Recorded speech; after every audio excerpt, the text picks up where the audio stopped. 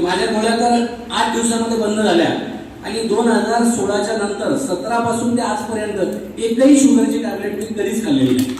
ना शुगरची ना बीपीची.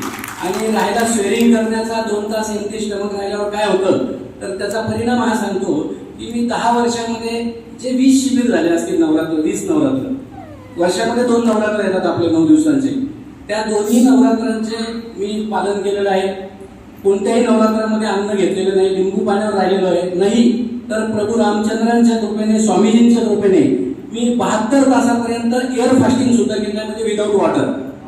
टाळ्या वाजव, टाळ्या वाजव. जो व्यक्ती 2 तास खाल्ल्याशिवाय राहू शकत नाही तो माणूस 72 तास बिना पाण्याचा सुद्धा राहू शकतो. आणि 9 दिवसाचे उपवास तुम्ही लिंबू पाण्यावर करू शकता.